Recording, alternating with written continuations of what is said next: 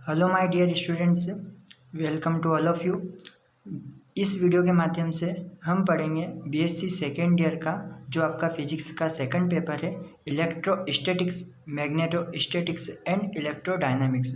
ये वीडियो मैं हिंदी में बना रहा हूँ। इसके बाद के जो वीडियो आएंगे वो मैं फिजिक्स के दोनों फर्स्ट पेपर और सेकंड पेपर इंग्लिश में बनाऊंगा। तो बने रहिए हमारे साथ, और यदि चैनल पर पहली बार आए तो चैनल को सब्सक्राइब कर लीजिए।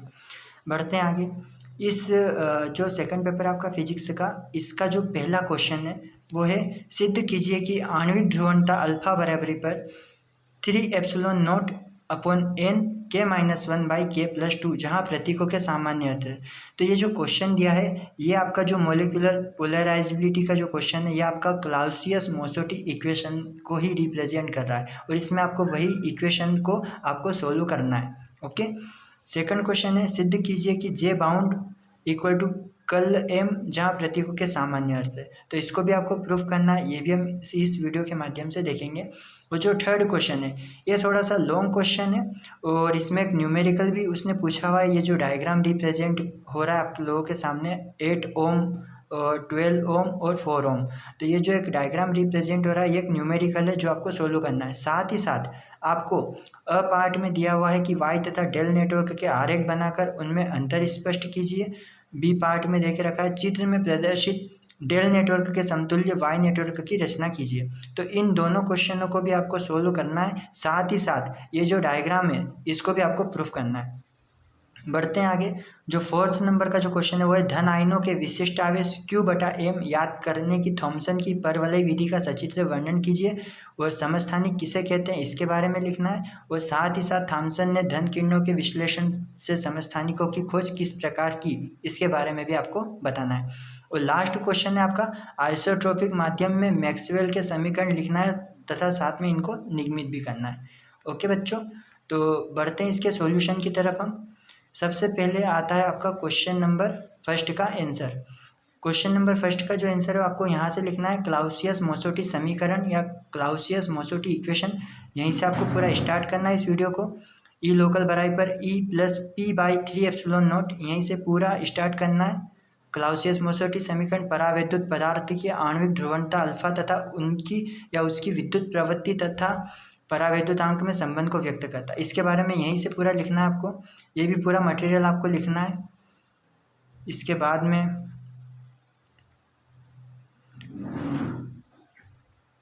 इसका जो आंसर है आपको यहाँ तक का लिखना है। जो आपको क्वेश्चन में पूछ रहा है, अल्फा बराबर पर 3 एप्सिलॉन नॉट अपॉन एन μ² - 1/μ² + 2। यहाँ पे जो आणविक ध्रुवणता अल्फा तथा अपवर्तनांक म्यू में संबंध को भी ये रिप्रेजेंट कर रहा है, दर्शा रहा है। तो इसका जो आंसर आपको यहीं तक लिखना है, इक्वेशन 1.144 तक का पूरा आंसर। कहाँ से लिखना है आप लोगों को सभी को? इसका जो आंसर आप लोगों को क्लाउसियस-मोसोटी समीकरण यहीं से स्टार्ट करना है, पहला आंसर, और पूरा आपको यहाँ तक लिखना है। और इसका सॉल्यूशन है यहाँ तक आएगा, इक्वेशन नंबर 1.144 तक। सेकंड क्वेश्चन की बात करते हैं। सेकंड क्वेश्चन है, असमरूप चुंबकित पदार्थ के लिए कर्ल M = J। इसको आपको निगमन करना है इसका। तो डेल क्रॉस M बराबर पर J, हम इसको भी लिख सकते हैं।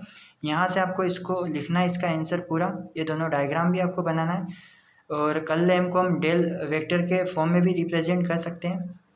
तो यहीं से हेडिंग लिख के आपको स्टार्ट करना है सेकंड क्वेश्चन का आंसर, दोनों डायग्राम बनाना है। बढ़ते हैं आगे। यदि वीडियो फास्ट लगे तो वीडियो को रोक करके आप आसानी से वीडियो को लिख सकते हैं।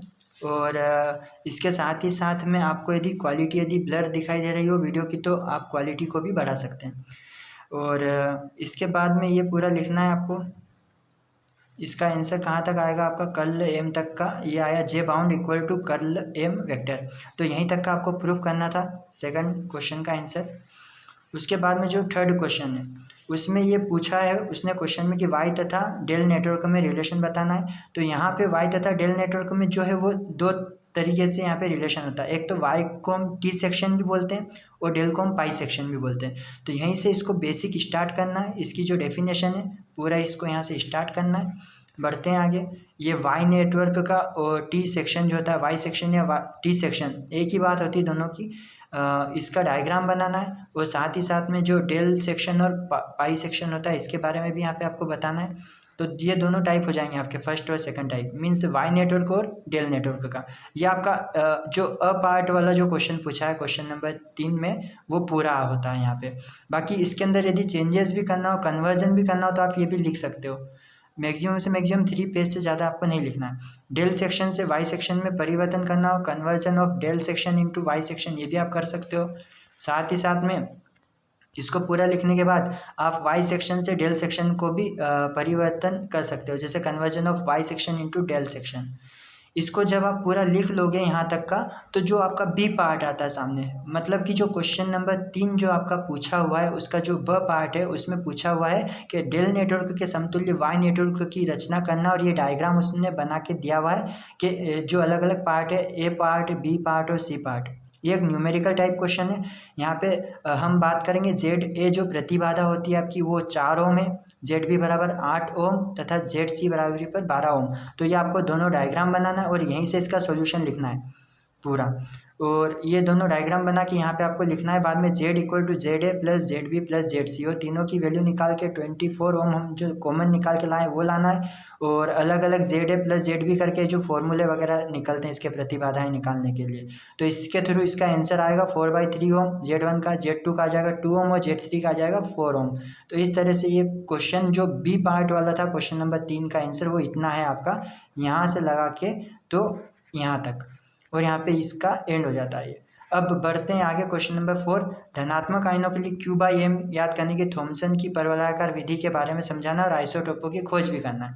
तो इसका जो आंसर है यहीं से लिखना है आपको पूरा का पूरा। और इसके अंदर आपको यदि थ्योरी वगैरह ज़्यादा लगे तो आप इसको थ्योरी को ड्रॉप कर सकते हैं थोड़ा बहुत। क्वेश्चन नंबर 4 का आंसर, इसको वीडियो को रोक करके पॉज करके भी आप आराम से लिख सकते हैं। बढ़ते हैं आगे, इसका ये डायग्राम है, डायग्राम को भी आपको अच्छे से बनाना है और इसके जो नामकरण वगैरह है इनके वो सब अच्छे से करना है। एनो रेस यहाँ पे मैग्नेट वगैरह है, P1 P2 प्लेट्स वगैरह है और गैसेस वगैरह भरी हुई यहाँ पे। इस तरह से हमें एक डिफ्लेक्टिंग प्लेट्स लगी हुई एक्स वाई। इसके डायग्राम बनाने के बाद में आप ये भी प्लेट्स के फॉर्म में इस तरह से इसको बना सकते हो, धनात्मक कण का परवलयाकार मार्ग। इसका डायग्राम बना के भी इसको आसानी से पूरा लिख सकते हैं। A physical to Q E जो कि विद्युत क्षेत्र के कारण होता है, इसी तरह से चुंबकीय क्षेत्र के कारण भी होता है क्यू वी बी बटे एम। यहाँ तक का आंसर आप इसको लिखना है पूरा, इसको भी पूरा नोट डाउन करना है आपको, इसको भी पूरा लिखना है। और इस पेज का आंसर जो है वो यहाँ तक आपको लिखना है। लास्ट जो आइसोटोपों की खोज लिखी है ना, इसके ऊपर तक का आपको इसका आंसर लिखना है। यदि हम समस्थानिक की बात करते हैं तो ये इसके अंदर उसने क्वेश्चन में पूछा हुआ है, तो आप आइसोटोपों की खोज भी इसके अंदर या डिस्कवरी ऑफ आइसोटोप्स वगैरह इसके अंदर नोट डाउन कर सकते हैं। यदि आपका क्वेश्चन का आंसर 3 पेजेस से कम में आ रहा हो तो ही आपको आइसोटोप की खोज का ये जो है डायग्राम और ये थोड़ा बहुत डिटेल ये लिखना है, अन्यथा ये चीज़ छोड़ना है आपको, ठीक है। तो ये पूरा हो जाएगा। उसके बाद में आता है आपका क्वेश्चन नंबर 5 जो कि लास्ट क्वेश्चन है आपका। ये क्वेश्चन नंबर 4 था आपका आइसोटोपों की खोज वाला। इसको वीडियो को पॉज करके आप लिख सकते हो यहाँ तक लास्ट एंड तक, या फिर आइसोटोपों की खोज में आप 5 या 6 लाइन अपने हिसाब से मन से जो आपको समझ में आ रही हो इसमें वो भी लिख सकते हो, बस हेडिंग लिख के। इसके बाद में लास्ट क्वेश्चन आता है 5th क्वेश्चन। इसके अंदर मैक्सवेल के उपयुक्त समीकरण का निगमन करना है, साथ ही साथ में आइसोटोपों के अंदर करना है, ये भी क्वेश्चन के अंदर पूछा है। तो ये जो इक्वेशन है drive equation, derivations of Maxwell equation, Maxwell के समीकरण का जो निगमन है, पहली इक्वेशन है इसकी मैक्सवेल का प्रथम समीकरण। उसके बाद में इसको जब प्रूफ कर लेंगे हम लोग लास्ट तक, उसके बाद में इसकी सेकंड इक्वेशन आएगी मैक्सवेल का द्वितीय समीकरण। ये यहाँ पे आपकी द्वितीय समीकरण आएगी पूरी की पूरी, इसको भी आपको प्रूफ करना है क्वेश्चन के आंसर में। और उसके बाद में आपकी आएगी थर्ड इक्वेशंस, मैक्सवेल का तृतीय समीकरण, डाइवर्जेंट बी बराबर पर 0 या del dot B equal to 0। I hope आप लोगों को क्लियर दिखाई दे, या ब्लर यदि दिख रहा हो तो आप लोग इसकी जो वीडियो की क्वालिटी है उसको आप बढ़ा सकते हो, ओके। इसको आपको पूरा लिखना है। तृतीय समीकरण के बाद में जो चतुर्थ समीकरण है आपकी मैक्सवेल की 4th इक्वेशन से, इसके बारे में भी आपको पूरा लिखना है लास्ट एंड तक। तो यही जो इक्वेशंस वगैरह जो हमने ड्राइव की है चारों इक्वेशन, ये जो चारों इक्वेशन है यहाँ तक की, यही आपकी आइसोटोप के अंदर होती है और इसी को निगमन करना है आपको। इसके अलावा एक्स्ट्रा चीज़ें कुछ भी नहीं लिखना है आपको। ये जो 4 इक्वेशंस वगैरह दे के रखी है आपकी, इक्वेशन 4 है मैक्सवेल की, इक्वेशन 3 है, उसके बाद में इक्वेशन सेकंड है, और इसके बाद में इक्वेशन फर्स्ट है। ये चारों इक्वेशन को आपको लिखना है क्वेश्चन नंबर 5 के अंदर। उम्मीद करता हूँ आप सभी को वीडियो अच्छा लगा होगा। वीडियो अच्छा लगे तो ज़्यादा से ज़्यादा अपने मित्रों तक तथा व्हाट्सएप के ग्रुपों में शेयर कीजिए। धन्यवाद।